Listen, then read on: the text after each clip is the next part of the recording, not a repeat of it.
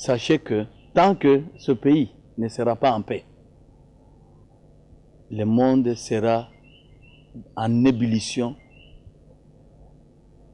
de désordre, jusqu'à ce que vous penserez à pouvoir laisser en paix ce pays.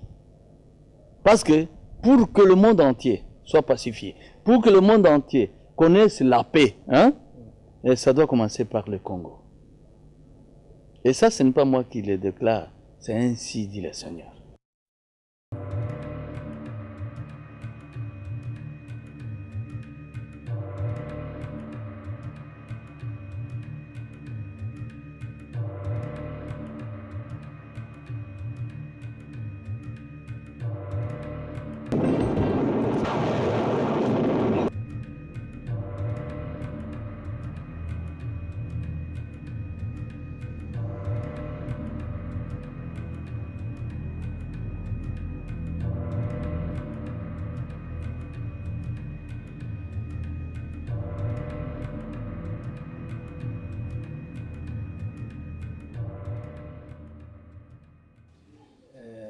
J'aimerais dire ou répéter une petite phrase qui a été prononcée quelque part il y a de cela à peu près 2 siècles.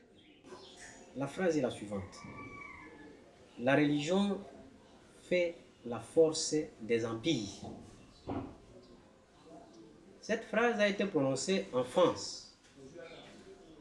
Et aujourd'hui, si je rappelle la phrase, c'est justement pour marteler avec force que la religion est un grand facteur de civilisation. La religion est un grand facteur de développement,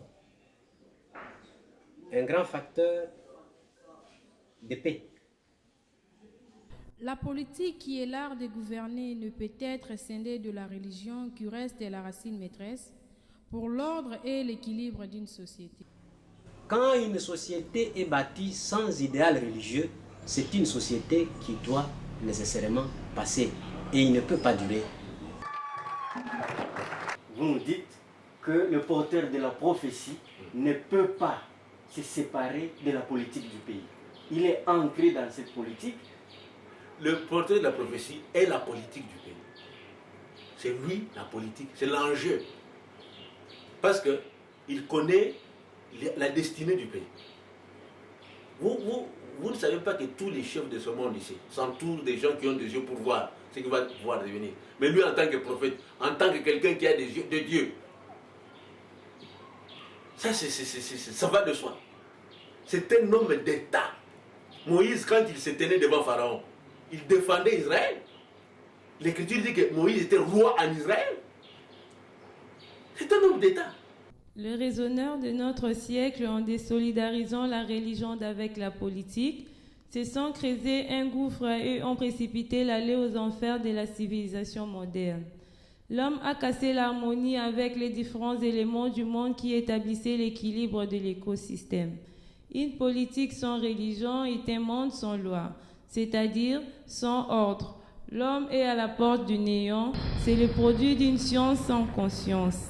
L'anathémisation de cette notion par rapport aux hommes de Dieu, je crois que c'est quelque chose qu'il faudra enlever de notre subconscience, sinon de notre conscience, parce qu'il n'y aura pas de bonne politique qui n'a pas de soubassement spirituel. Au milieu de cette incertitude, jaillit une lumière de solution, une pensée positive, une réponse à la problématique. Le mage et astrologue annoncent la venue d'un prince, un roi qui pacifiera le monde. Ce roi est un messie qui gouvernera avec la puissance de l'Éternel Dieu, un monarque qui mettra fin à la guerre.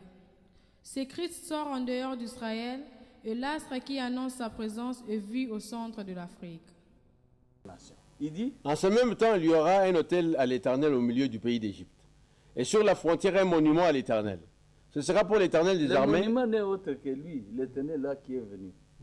Et Ce sera pour l'Éternel des armées un signe et un témoignage dans le pays d'Égypte. Ils crieront à l'Éternel à cause des oppresseurs, et il leur enverra un sauveur et un défenseur pour les délivrer. Donc cet homme-là c'est un sauveur, c'est un défenseur.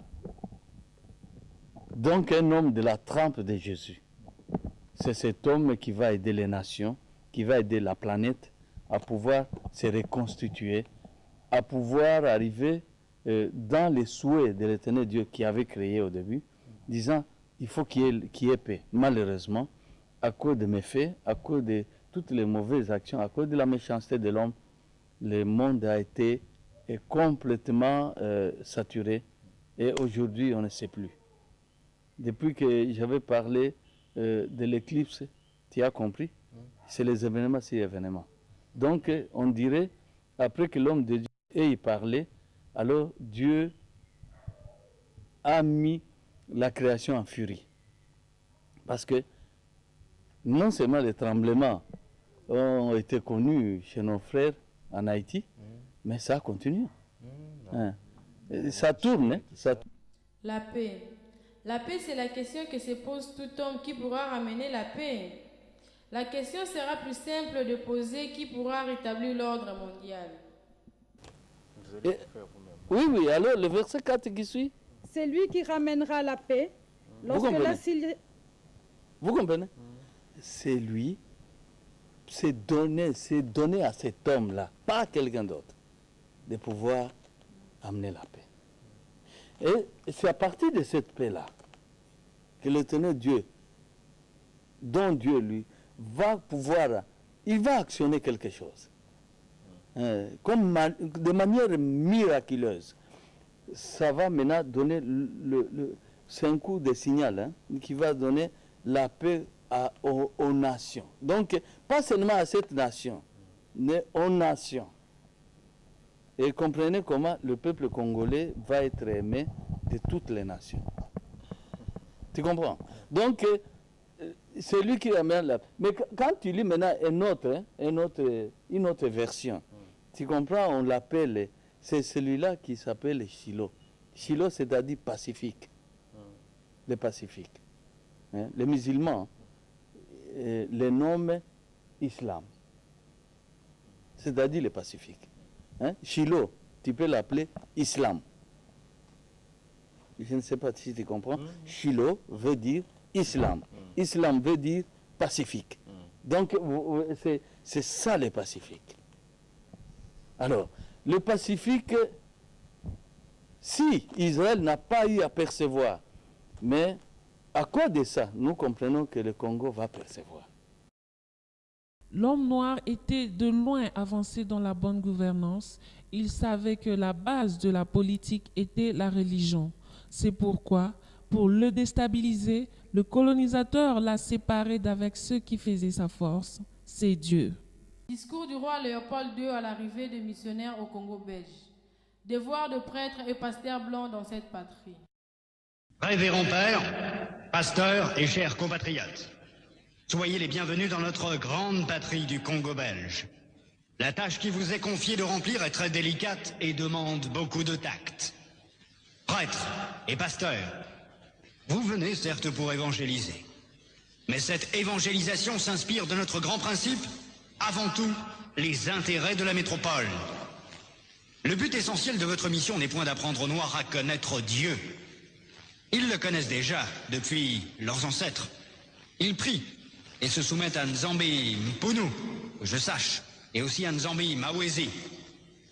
Ils savent que tuer, voler, coucher avec la femme d'autrui, calomnier, insulter, mauvais. Ayons le courage de l'avouer, vous ne venez pas leur apprendre ce qu'ils savent déjà. Il faudra les décourager et les détacher de tout ce qui pourrait leur donner le courage de nous affronter. Je songe ici spécialement à leurs nombreuses fétiches de guerre qu'ils prétendent ne point abandonner. Et c'est comme ça que, de justesse, le Congo va échapper aux Anglais pour tomber entre les mains de ceux qui nous ont colonisés. Et de quelle manière il va vite partir voir la reine, et la reine va dire j'ai trop de problèmes. Je n'aimerais pas m'entacher encore d'autres problèmes pour l'instant. Laisse-moi d'abord tranquille, que je puisse arranger ceux qui qui est comme... Et c'est comme ça qu'il va recourir vers le roi Léopold II. Et Léopold II, par prudence, comme je le disais tout à l'heure, parce que tous mes dires, je crois, sont confirmés, puisque on voulait faire voir que c'est l'homme noir qui a toujours peur, qui veut toujours avoir des bafoumoux et des marabouts et des nganga. Non. Même eux, parce que les véritables moufous, c'est les visionnaires, parce qu'ils travaillent en regardant Dieu.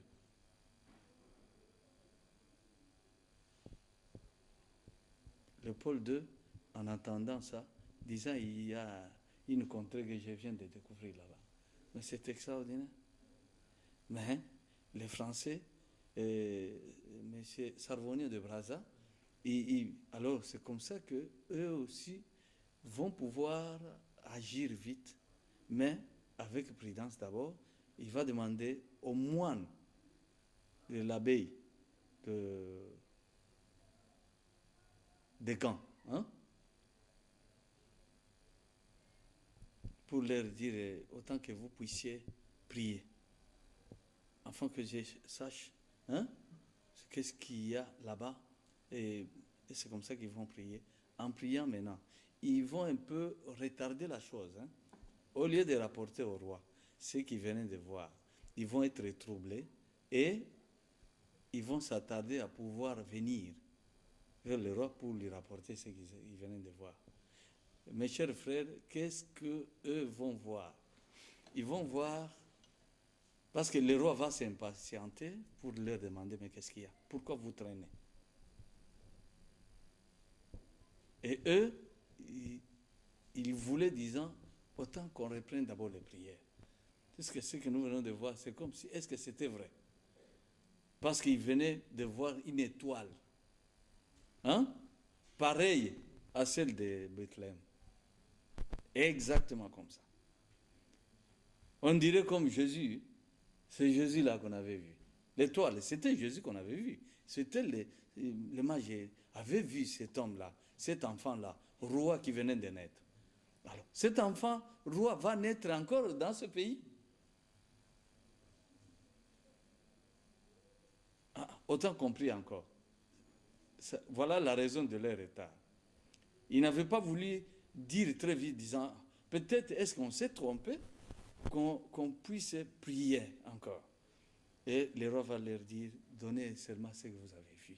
C'est quoi? Et c'est ça. Mes chers compatriotes, comprenez que le message que je suis en train de vous passer, c'est de vous faire comprendre, comprenez que ce pays, il est quoi? Peut-être très vite, nous parlons, vous m'entendez souvent dire le pays de prédilection. Pourquoi on l'appelle pays de prédilection?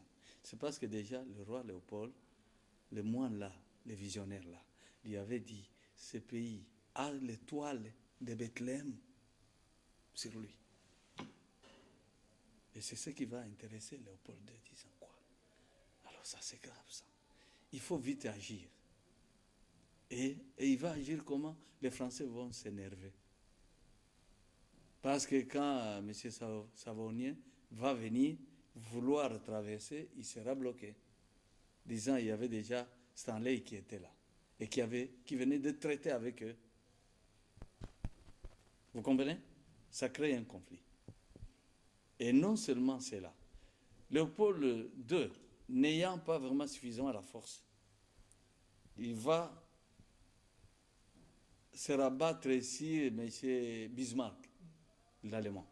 Comme à cette époque, c'était la grande puissance. On n'est pas oublié que les Anglais, hein, qui à cette époque-là... Alors, c'est ainsi que Bismarck va l'aider, effectivement.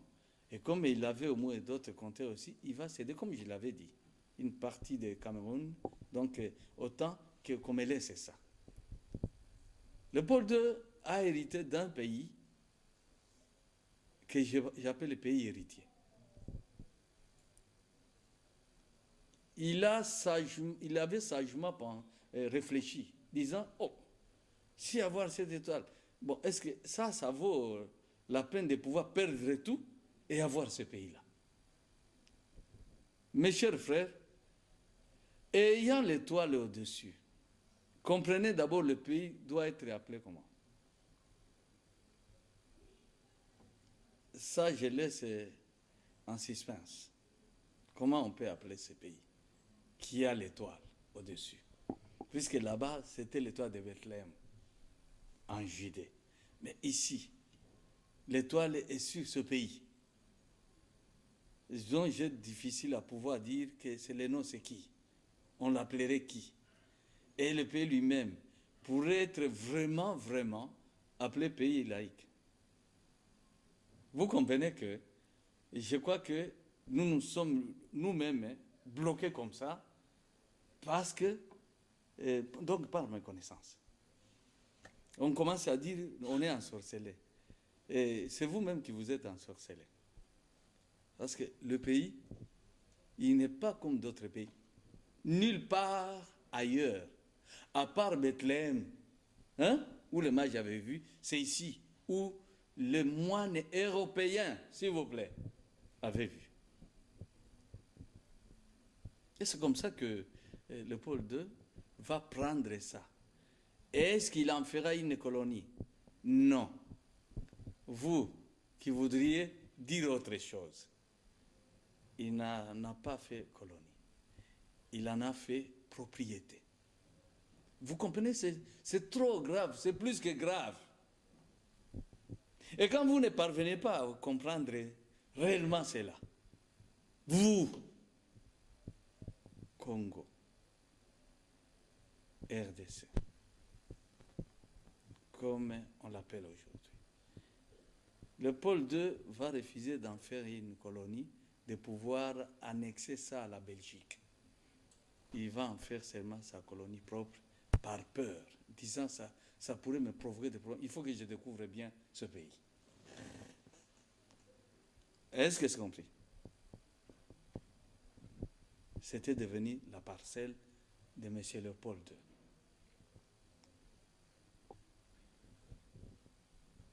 C'est trop grave ça. Un vaste pays comme un continent.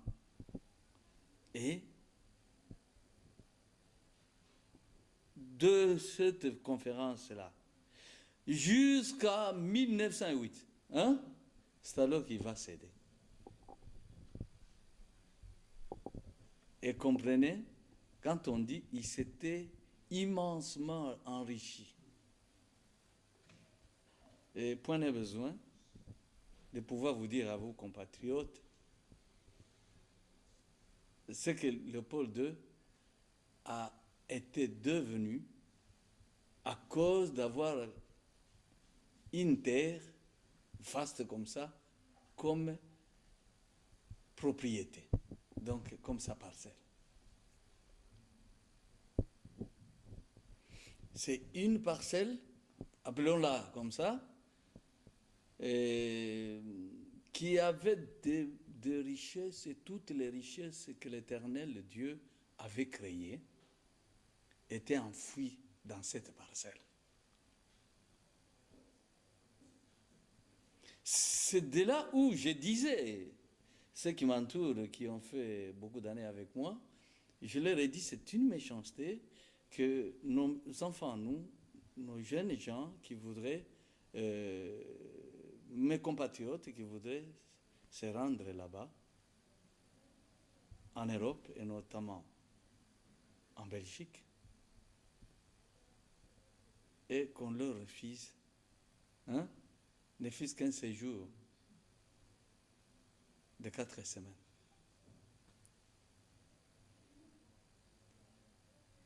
Mais nous devrions nous sentir comme appartenant maintenant à une seule famille. Et les Belges, nous. Hein? La Belgique devenait, comme j'ai toujours dit pendant mes interventions, elle était devenue comme grand frère. Puisque quand vous vous battez comme ça, même le petit frère, quand il les tape, un autre jour, il va se relever, il te donnera un coup qui va te faire tomber. Et pourtant, il a toujours tapé. C'est comme ça que la Belgique ne devrait pas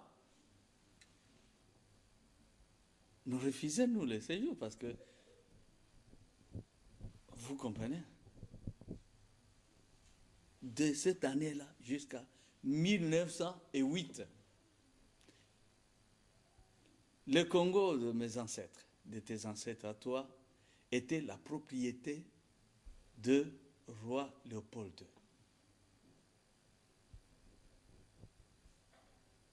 Et je te dis, de toute la terre, aucune terre ne peut se prévaloir être terre riche comme celle-ci.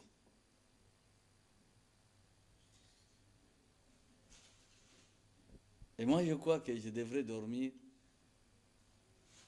en Belgique comme si j'étais chez mon grand-père. Mon grand-père aussi, Léopold II. Est-ce que quand on vit ensemble, c'est comme ça? Ce n'est pas parce que nous avons des familles qu'on ne s'adopte pas en Afrique. On adopte aussi. Mais tout en ayant des familles. J'allais l'appeler grand-père.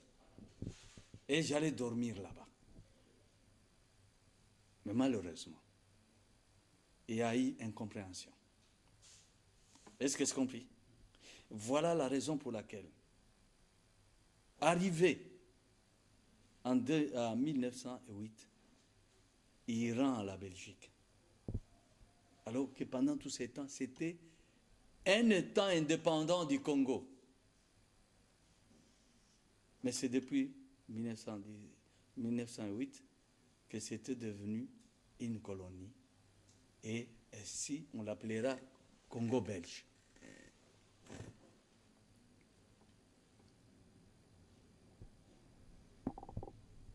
Pourquoi? À cause de cette étoile. Pourquoi? Parce que c'était un pays qu'on ne pouvait pas comparer avec d'autres pays sur la planète. Si ce n'est que le petit endroit là de Bethléem qui pouvait se prévaloir. Et cela étant, c'est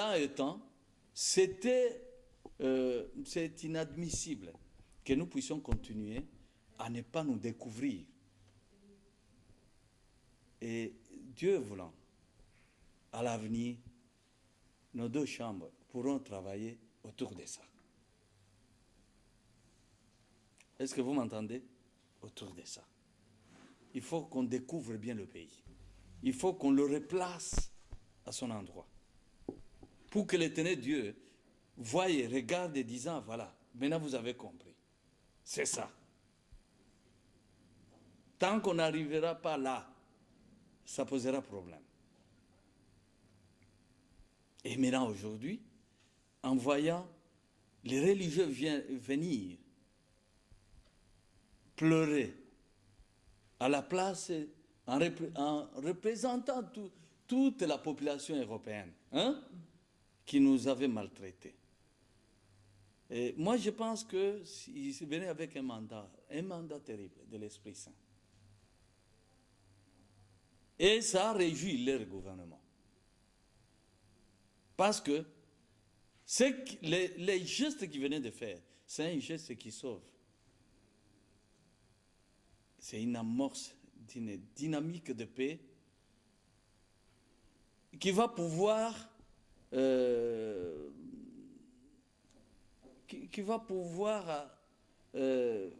s'élargir pour qu'enfin s'accomplisse au moins ce que nous avions toujours dit, que la paix du Congo, c'est la paix du monde entier. Parce que vous qui ne voudriez pas nous laisser libres, je disais là il y a quelques semaines seulement, c'est avec toi d'ailleurs, si vous ne voulez pas nous laisser en paix, Dieu va embraser toutes vos contrées. L'homme, dès par la création, il est politique, car il a été créé pour dominer sur tout ce que Dieu avait fait. Pour cela, il devrait être régi par une loi. Cette loi cadre est la forme de la Constitution qui devrait garantir sa vie, c'est-à-dire son bien-être. Une loi qui lui mettait en harmonie avec la nature dans laquelle il vivait.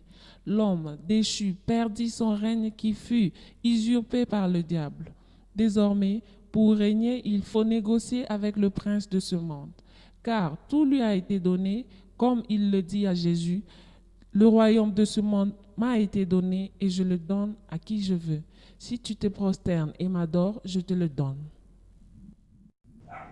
Maintenant, imagine-toi, ceux qui auraient souhaité, disant, vous voyez, l'homme de Dieu, s'il fait la politique, ça sera... Mais il ne faut même pas poser une telle question. Ce serait... On risque de nous traiter d'illettrés. Parce que tu comprends ce que nous venons de lire. Et dit que, non, la politique, il ne faut pas. Non. Allons au verset, un autre verset qui nous annonce sa venue. C'est le prophète Esaïe. Chapitre 9, verset 5. Pour la version de Louis II. C'est Louis II, Darby. Car un enfant nous est né, un fils nous est donné, et la domination reposera sur son épaule. On l'appellera admirable, conseiller. Un enfant nous est né, un fils nous est donné. Parce qu'il y a deux fois là. C'est l'enfant est né, et qui a été annoncé par les anges, et un autre qui est donné. Et ça, Jésus a voulu faire comprendre qu'il y avait un fils qui devrait continuer pour ne pas arrêter l'œuvre jusqu'à la fin de la rédemption. Donc, alors, il dit... Et la domination reposera sur son épaule. La domination. C'est-à-dire, c'est quelqu'un qui va gouverner. Et il dit... On l'appellera admirable, conseiller, Dieu puissant. Il est Dieu, tout en étant l'homme. Ce n'est pas un homme simple, il est divin, oui. Dieu puissant, Père Dieu éternel, Père Prince éternel. de la paix. Est-ce que c'est compris? Donc vous voyez que il est Dieu, mais il est dominateur. Exactement, c'est ce qu'il y a eu. Parce que quand on lit Michée, rien que le verset 1 là, Michée 5, 1, il dit: Et toi, Bethléem, Ephrata, petit entre les milliers de Juda, de toi sortira pour moi celui qui dominera sur Israël. Tu comprends? De toi sortira pour moi qui va dominer sur Israël. Donc, il va dominer sans être politique. Mais c'est absurde. Donc, il doit être politique. Et le débat n'est plus à ce niveau-là. Maintenant, allons à sa naissance parce que ce que je voudrais qu'on rappelle d'abord, c'est ça. Matthieu 2, verset 1, il dit: Jésus étant né à Bethléem, en Judée, au temps du roi Hérode, voici des mages d'Orient arrivèrent à Jérusalem et dirent: Où est le roi des Juifs qui vient de naître? Donc, il n'est plus question que nous puissions encore nous demander, douter. On comprend que Jésus était né déjà politique. Le Christ est la tête du corps de l'Église. En lui ont été créées toutes les choses qui sont dans le ciel et sur la terre, les visibles et les invisibles. Trône, dignité, domination, autorité. Tout a été créé par lui et pour lui. En lui, la science, l'intelligence et la sagesse. On le voit d'abord sur l'homme de Nazareth. Et par la suite, les apôtres vont nous enseigner, notamment Paul, disant, c'est lui le chef même de l'Église. Jésus. Donc, s'il est le chef, c'est lui qui dicte tout ce que nous devons faire. Alors, qu'est-ce qu'il a dit, Jésus? Nous parlons parole, c'est-à-dire nous parlons politique. Ce que j'aimerais faire comprendre est ceci.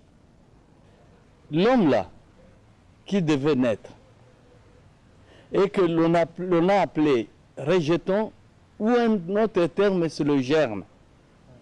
Là, tu conviens? Donc, tu es d'accord? Donc, le germe, ou le rejeton.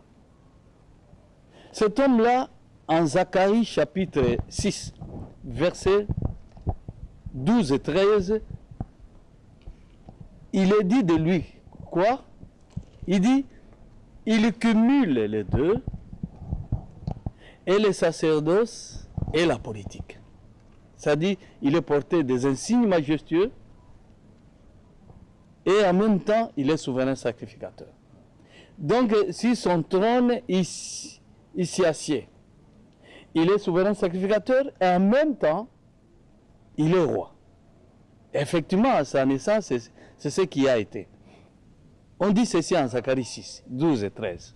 Il dit: Tu lui diras ainsi par l'Éternel des armées: Voici un homme dont le nom est Germe, germera dans son lieu et bâtira les temples de l'Éternel. Il s'appellera rejeton. Oh, les rejetons, non seulement c'est l'homme de Juda, mais les rejetons aussi, même Shiloh, que j'ai expliqué. Shiloh, c'est celui qui vient après. Le sceptre quitte Juda, c'est sur Shiloh. Ça ne peut pas quitter Juda jusqu'à ce que Shiloh arrive d'abord. Alors, vous comprenez, Shiloh est à part, l'homme de Nazareth est à part. Or, maintenant commençons par l'homme de Nazareth, lui-même. Parce que si vous le comprenez, vous comprendrez le Shiloh. Le Shiloh n'est pas autre, c'est un Congolais. Et c'est la raison pour laquelle, pour revenir à ça, commençons d'abord par faire connaître l'homme de Nazareth. Qu'on le voie, il est germe, il est rejeton, mais l'autre aussi, Dieu le déclare rejeton. Hein? De par Isaïe 11, verset 1. Vous trouverez rejeton répété. Alors, c'est la raison pour laquelle cet homme-là, il est dit de lui que... Oui, continue. Il bâtira le temple de l'Éternel, il portera les insignes de la majesté, il s'assiera et dominera sur son trône. Il sera sacrificateur sur son trône. Et une parfaite union régnera entre l'un et l'autre. Les insignes de sa majesté. Quand il est roi, il est politique. Avec le sacerdoce, quand il est souverain sacrificateur, alors nous comprenons qu'il officie dans les sanctuaires. Et il dit, il n'y aura pas d'incompatibilité. C'est ce que dit l'Écriture. Il y aura une parfaite union entre l'un et l'autre. Donc, ça ne va même pas déranger qu'il soit roi pour que cela dérange les sacerdoces. Non. Quand tu m'avais posé une de tes questions, je t'avais dit, par contre, je me sens bien en récupérant ce que je voulais perdre. En tant qu'homme d'État, en tant qu'homme politique, je me sens maintenant complet pour enseigner. La notion de la religion telle qu'aujourd'hui, l'homme de Dieu, Paul-Joseph Mukungubila, la ramène pour qu'elle vienne renforcer la notion de la politique. C'est un enrichissement. C'est quelque chose qui vient rétablir ce qui était avant. La société moderne est en train de vaciller justement parce qu'elle s'est créée une sorte de morale, une sorte d'éthique, mais cette éthique-là manque l'esprit. Même pour diriger les États, ceux qui sont des théoriciens de l'État, ils reconnaissent et ils doivent reconnaître aujourd'hui que écarter la notion de la religion pour bâtir la société, c'est aller tout droit vers la fin. L'exemple nous est donné par la révolution soviétique de 1917. Quand on a mis à l'écart la religion pour dire nous allons bâtir notre société sur les méthodes scientifiques avec la dialectique à la base et tout, mais on se rend compte que l'Empire soviétique a pris de l'ampleur, on le sait bien, mais 70 ans plus tard, on a vu l'effondrement de cet empire. Le monde n'étant pas les produits du hasard, car du hasard ne peut sortir l'ordre, ceci nous amène à interroger